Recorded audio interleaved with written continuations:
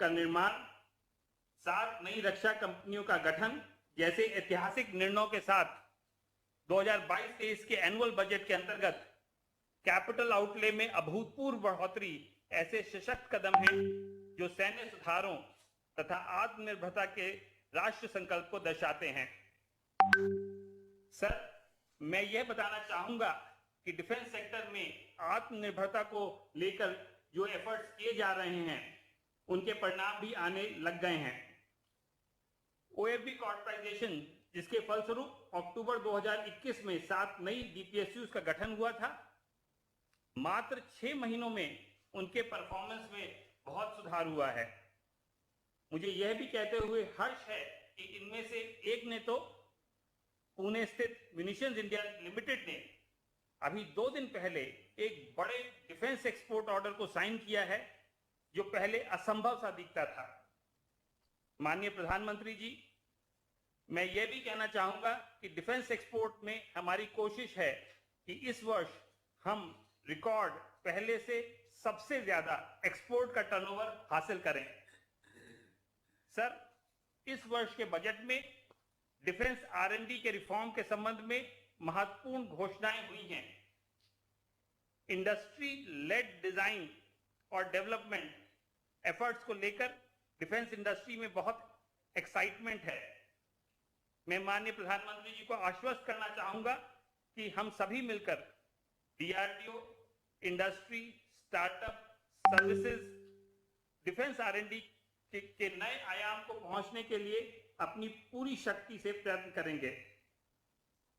अब मैं माननीय प्रधानमंत्री महोदय से विनम्र अनुरोध करता हूं कि आज के कार्यक्रम को संबोधित करके हम सबका मार्गदर्शन करें।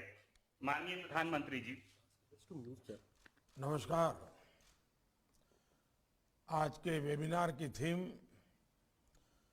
आत्मनिर्भर in defence, call to action. देश के इरादों को स्पष्ट करती है। बीते कुछ वर्षों से भारत अपने डिफेंस सेक्टर में जिस आत्मनिर्भरता पर बल दे रहा है, उसका कमिटमेंट आपको इस वर्ष के बजट में भी दिखेगा। साथियों, गुलामी के कालखंड में भी और आजादी के तुरंत बाद भी हमारी डिफेंस मैन्युफैक्चरिंग की ताकत बहुत ज्यादा थी। दूसरे विश्व युद्ध में भारत में बने हथियारों ने बड़ी भूमिका निभाई थी। हालांकि बाद के वर्षों में हमारी ये ताकत कमजोर होती चली गई, लेकिन ये दिखाता है कि भारत में क्षमता की कभी कमी न तब थी न कमी अब है। साथियों, सुरक्षा का जो मूल सिद्धांत है वो ये है कि आपके पास अपना कस्टमाइज और यूनिक सिस्टम होना चाहिए, तभी वो आपकी मदद करेगा। अगर 10 देशों के पास एक ही तरह के डिफेंस उपकरण होंगे तो आपकी सेनाओं की कोई यूनिकनेस नहीं रहेगी। यूनिकनेस और सरप्राइज एलिमेंट ये तभी हो सकते हैं जब उपकरण आपके खुद के देश में विकसित हो। साथियों, इस साल के बजट में देश के भीतर ही रिसर्च, डिजाइन और डेवलपमेंट से लेकर मैन्युफैक्चरिंग तक का एक वाइब्रेंट इकोसिस्टम विकसित करने का ब्लूप्रिंट है। रक्षा बजट में लगभग 70% सिर्फ डोमेस्टिक इंडस्ट्री के लिए रखा गया है। डिफेंस मिनिस्ट्री अब तक 200 से भी ज्यादा डिफेंस प्लेटफॉर्म्स और इक्विपमेंट की पॉजिटिव इंडिजनाइजेशन लिस्ट जारी कर चुकी है। इस लिस्ट की घोषणा के बाद डोमेस्टिक प्रोक्योरमेंट के लिए लगभग 54,000 करोड़ रुपीस, करीब 54,000 करोड़ रुपए के कॉन्ट्रैक्ट साइन किए जा चुके हैं। इसके अलावा 4.5 लाख करोड़ रुपए से ज्यादा मूल्य के उपकरणों से जुड़ी खरीद प्रक्रिया भी अलग अलग स्टेजिंग में है। बहुत जल्द तीसरी लिस्ट भी आने वाली है। ये दिखाता है कि हम देश में ही डिफेंस मैन्युफैक्चरिंग को किस तरह सपोर्ट कर रहे हैं। साथियों, जब हम बाहर से अस्त्र शस्त्र लाते हैं तो उसकी प्रक्रिया इतनी लंबी होती है कि जब वो हमारे सुरक्षा बलों तक पहुंचते हैं तब तक उसमें से कई आउटडेटेड हो चुके होते हैं। इसका समाधान भी आत्मनिर्भर भारत अभियान और मेक इन इंडिया में ही है। मैं देश की सेनाओं की भी सराहना करूंगा कि वो भी डिफेंस सेक्टर में भारत की आत्मनिर्भरता का महत्व समझते हुए बड़े महत्वपूर्ण निर्णय ले रहे हैं। आज हमारी फौज के पास भारत में बने साजो सामान होते हैं तो उनका आत्मविश्वास, उनका गर्व भी नई ऊंचाई पर पहुंचता है। और इसमें हमारा झंडा उससे ऊंचा होना चाहिए, ये हमारे जवान की भावना होती है। हमारा देश का सैनिक इस भावना के साथ सीमा पर डटा रहता है। भारत में बनी चीजों को लेकर उसके मन में एक अलग स्वाभिमान होता है।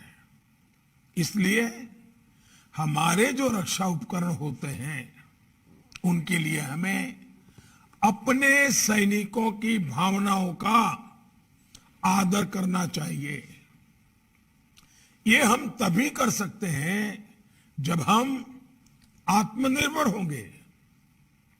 साथियों, पहले के जमाने में युद्ध अलग अलग तरीके से होते थे, आज अलग तरीके से होते हैं। पहले युद्ध के साजो सामान में परिवर्तन आने में दशकों लग जाते थे, लेकिन आज युद्ध के हथियारों में देखते ही देखते बदलाव आ जाता है। आज जो शस्त्र है उन्हें आउट ऑफ डेट होने में समय नहीं लगता है। जो आधुनिक टेक्नोलॉजी आधारित हथियार है वो तो और भी जल्दी आउट ऑफ डेट हो जाते हैं। भारत की जो आईटी की ताकत है वो हमारा बहुत बड़ा सामर्थ्य है। इस ताकत को हम अपने रक्षा क्षेत्र में जितना ज्यादा इस्तेमाल करेंगे हमें उतने ही सुरक्षा में हम आश्वस्त होंगे। जैसे अब साइबर सिक्योरिटी की बात ले लें, अब लड़ाई का वो एक हथियार बन गया है और वो कोई सिर्फ डिजिटल एक्टिविटी के लिए सीमित नहीं रह गई है, ये राष्ट्र की सुरक्षा का विषय बन चुका है। साथियों, ये भी आप भली भांति जानते हैं कि डिफेंस सेक्टर में हमेशा किस तरह का कंपटीशन रहा है। पहले के समय में बाहर की कंपनियों से जो सामान खरीदा जाता था उसमें अक्सर भांति भांति के आरोप लगते थे। मैं उसकी गहराई में जाना नहीं चाहता हूं, लेकिन ये बात सही है कि हर खरीदी से विवाद पैदा होता था। अलग अलग मैन्युफैक्चरर्स के बीच जो कंपटीशन होता है, उसके कारण दूसरे के प्रोडक्ट को नीचा दिखाने का अभियान निरंतर चलता रहता है और उसके कारण कंफ्यूजन भी पैदा होता है, आशंका भी पैदा होती है और भ्रष्टाचार के दरवाजे भी खुल जाते हैं। कौन सा हथियार अच्छा है, कौन सा हथियार खराब है, कौन सा हथियार हमें उपयोगी है, कौन सा उपयोगी नहीं है, इसे लेकर भी बहुत कंफ्यूजन क्रिएट किया जाता है, बहुत योजनापूर्वक किया जाता है। कॉरपोरेट वर्ल्ड की लड़ाई का वो हिस्सा होता है। आत्मनिर्भर भारत अभियान से हमें ऐसी अनेक समस्याओं का भी समाधान मिलता है। फ्रेंड्स, जब पूरी निष्ठा के साथ संकल्प लेकर हम आगे बढ़ते हैं तो क्या परिणाम आते हैं, इसका एक बेहतरीन उदाहरण हमारी ऑर्डिनेंस फैक्ट्रियां हैं। हमारे रक्षा सचिव ने अभी इसका बड़ा वर्णन भी किया। गत वर्ष के पहले हमने 7 नई डिफेंस पब्लिक अंडरटेकिंग्स का निर्माण किया था। आज ये तेजी से बिजनेस का विस्तार कर रही है, नए मार्केट में पहुंच रही है, एक्सपोर्ट के ऑर्डर्स भी ले रही है। ये भी बहुत सुखद है कि बीते 5-6 सालों में डिफेंस एक्सपोर्ट में हमने 6 गुना वृद्धि की है। आज हम 75 से भी ज्यादा देशों को made in India defence equipments और सर्विसेज दे रहे हैं। मेक इन इंडिया को सरकार के प्रोत्साहन का परिणाम है कि पिछले 7 सालों में डिफेंस मैन्युफैक्चरिंग के लिए 350 से भी अधिक नए इंडस्ट्रियल लाइसेंस इश्यू किए जा चुके हैं, जबकि 2001 से 2014 के 14 वर्षों में सिर्फ 200 लाइसेंस जारी हुए थे। फ्रेंड्स, प्राइवेट सेक्टर भी डीआरडीओ और डिफेंस प्लस डिफेंस पीएसयूज इसकी बराबरी पर आए, इसलिए डिफेंस आर&डी बजट का 25% इंडस्ट्री, स्टार्टअप्स और एकेडमिया के लिए रखा गया है। बजट में स्पेशल पर्पज व्हीकल मॉडल की व्यवस्था भी की गई है। ये प्राइवेट इंडस्ट्री के रोल को सिर्फ एक वेंडर या सप्लायर से आगे एक पार्टनर के रूप में स्थापित करेगा। हमने स्पेस और ड्रोन सेक्टर्स में भी प्राइवेट सेक्टर के लिए नई संभावनाएं बनाई हैं। उत्तर प्रदेश और तमिलनाडु के डिफेंस कॉरिडोर्स और इनका पीएम गति शक्ति नेशनल मास्टर प्लान के साथ इंटीग्रेशन देश के डिफेंस सेक्टर को जरूरी ताकत देंगे। साथियों, ट्रायल, टेस्टिंग और सर्टिफिकेशन की व्यवस्था का ट्रांसपेरेंट, टाइम बाउंड, प्रैग्मेटिक और निष्पक्ष होना एक वाइब्रेंट डिफेंस इंडस्ट्री के विकास के लिए बहुत जरूरी है। इसके लिए एक इंडिपेंडेंट सिस्टम समस्याओं को दूर करने में उपयोगी सिद्ध हो सकता है। इससे देश में जरूरी स्किल सेट के निर्माण में भी मदद मिलेगी। फ्रेंड्स, आप सभी से देश की बहुत सारी उम्मीदें जुड़ी हुई हैं। मुझे विश्वास है कि इस चर्चा से डिफेंस सेक्टर में आत्मनिर्भरता के लिए नए रास्ते बनेंगे। मैं चाहता हूं, आज सभी स्टेक होल्डर से हम सुनना चाहते हैं। हम आप लोगों को लंबे भाषण देना नहीं चाहते हैं। ये आज का दिवस आपके लिए है।